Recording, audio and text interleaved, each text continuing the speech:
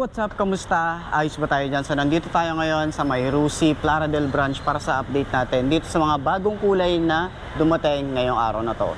Sa last time na endorse ko na rin sa inyo or napakita ko na rin sa inyo yung bagong kulay nila na kulay blue tsaka kulay red. So, ano nga ba to? Ito yung Rusi Flex 125i. Ngayong araw na to, meron tayong kulay black na glossy at meron tayong glossy na cyan blue. So, umpisahan na natin yung vlog ngayong araw na to. Ayos na ayos siya.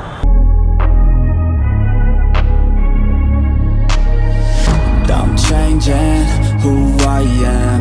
I'm making a new plan, rearranging my life. So, ayan, habang nagpapatila tayo rito, may reason talaga kung bakit umuulan. Papatila lang ako kanina dito sa may Rusi, Plaradel. And then, habang naghihintay, siguro mga 30 minutes na ako naghihintay. Ngayon, umaraw na. Pero umaambon pa rin. Pero, yun na nga, meron pala tayo nakita rito. Ito yung mga bagong dating nila. Tsaka mga bagong kulay ng Flex 125i. Kaya lang ang worry ko, dahil di ba may lalabas na Sparkle 125, alin bang mas bet nyo dito sa Flex or sa Sparkle? Pero habang wala pa yung Sparkle, update ko muna kayo. Meron silang mga bagong kulay ng Sparkle. Ay, Sparkle tuloy. Flex pala. Okay, Flex. Pero pag dumating yung Sparkle, pagkumparahin natin, malay natin, di ba? Kung alin ba ang mas bet nyo. Kung itong Flex ba or yung Sparkle. Pero yun na nga, meron tayong kulay glossy black and glossy blue na ang ganda ng itsura talaga, no? Ang ganda ng kulay, pati yung mga combination nila, ang ganda ngayon. Yung mga pagpipilian natin. Tapos meron pa rin doon yung kulay blue, tapos yung kulay red na Flex. So last time na sabi ko na sa inyo or na vlog na natin yon, ito yung kulay red ng Flex. Tapos nandun yung kulay blue. Ayun. And ayun na nga, meron silang bago na naman na dumating. And meron nga rin pala rito na kulay brown. So nakita ko dun sa post ni Sark or shinare niya na kulay brown. Parang ang ganda rin nun.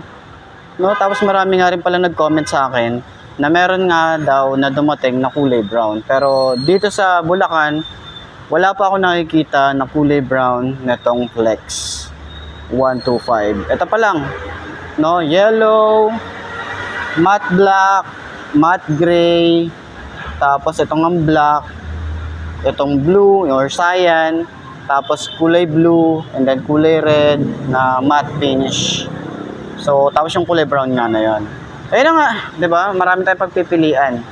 Then, sa 60,000, meron ka ng ganitong motorcycle na alam natin na matipid kasi FI na to.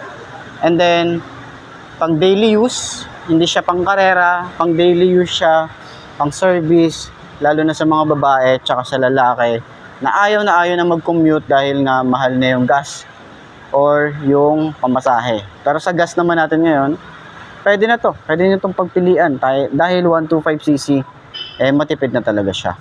So, ayun na nga, walk around natin itong kulay black para at least dun sa mga gustong kumuha. Last time, meron na tayong walk around dito, panoorin nyo na lang din. Pero dun sa mga gusto pang manood, itong Flex, maraming salamat sa inyo dahil sumusuporta kayo araw-araw dito sa channel natin. And ayun na nga. Kanyang front view para sa handlebar. Meron pa rin yung mga sharp design, mga patulis. And then may mga curb line. Dito sa baba natin, meron tayong parang carbon fiber finish. Sa ating headlight na LED. And napakaangas ng datingan, yung signal light niya nandito sa part ng baba. And yung park light is LED rin. Tapos yung ating front fender and naka-telescopic fork tayo rito. Nga pala, meron tayong Rusi dito na hindi siya masyadong halata. Mga ganitong tatak tapos sumasabay sa kulay. Ito yung gusto ko kay Rusi ngayon. Then nga, naka-dual path caliper. Naka-single disc brake tayo rito. Naka-mugs, spider mugs kung tawagan.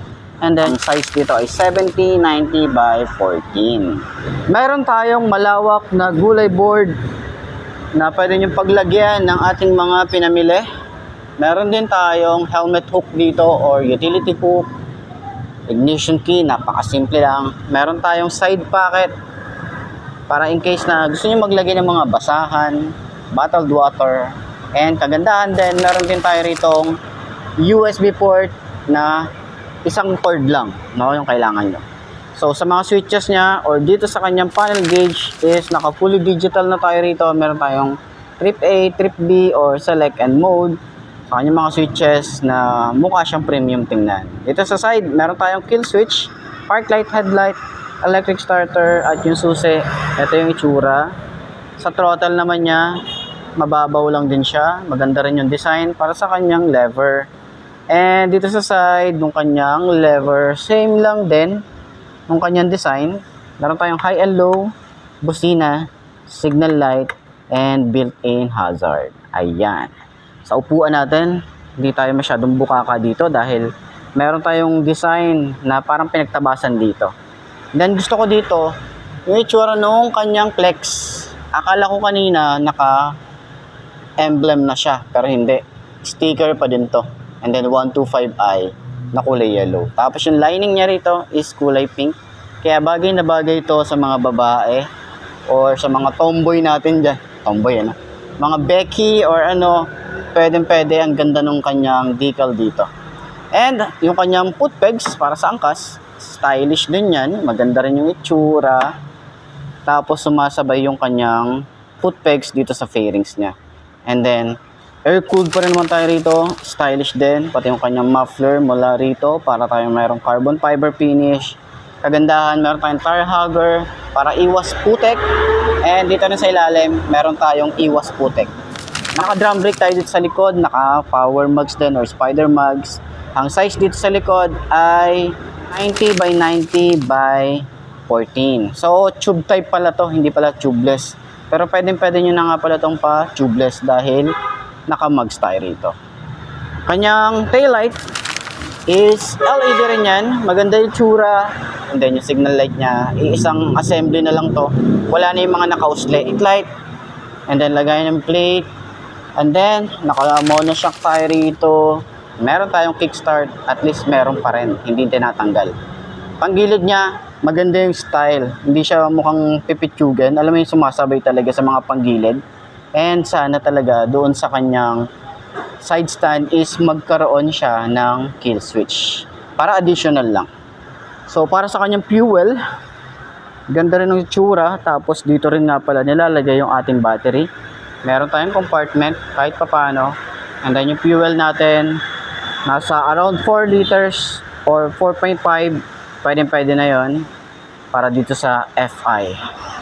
So ayun, para dun sa lahat ng mga gustong kumuha nito, sakyan pa rin natin para at least meron kayong reference na kagaya ko, no, na 5.2 na kagaya kong bibili. Okay? Arranging my life and I won't look back ever again. Yeah. You ain't see me activated. You better hope that you never see me agitated. I think about my actions, plan them out, evaluated. That's how I end up on the top, man, I'm calculated. My mind's a weapon, my body is the engine. I'm never second guessing, I just do what I was destined. Cause I feel I got the blessing, persistence and obsession. That's how you keep progressing, I already learned that lesson, yeah. I'm changing who I am, I'm making a new. So para sa lahat ng mga gustong kumuha nito, puntahan nyo na lang dito sa Rusi Plaridel para dito sa cyan and then sa kulay black na glossy. So para sa 5.2 na kagaya ko, ito yung ating itsura dito. Yan. Flat footed, kayang-kaya nating i-abante, kaya nating i-atras. Mga ganitong motorcycle talaga yung kayang-kaya nating sakyan na talagang fit para sa atin, no? Pero dahil gusto ko ng malalaking motor, nag-RFI ako kahit di ko siya masyadong abot. Ayun na nga, para sa kanyang gulay board na malawak, okay to. And maluwag pa siya, pwede kayo maglagay ng bag dito or pinamili. Tapos side pocket, 'di ba? And then yun nga, maganda rin yung fitting dito. Then yung kanyang shock, check shock tayo dito. Yun, no, napakaganda ng smooth, 'di ba? Napakaganda ng smooth. Ang smooth, di ba? Yan. Sa likod, okay din. Medyo natitigasan lang ako. Pero yung foam kasi nung upuan, yung nakikita natin or nararamdaman natin na maganda sa puwet. Sa long ride, mukhang okay ito. Yan. Tapos dahil nga huminto na yung ulan, pwede na tayong matapos dito, no?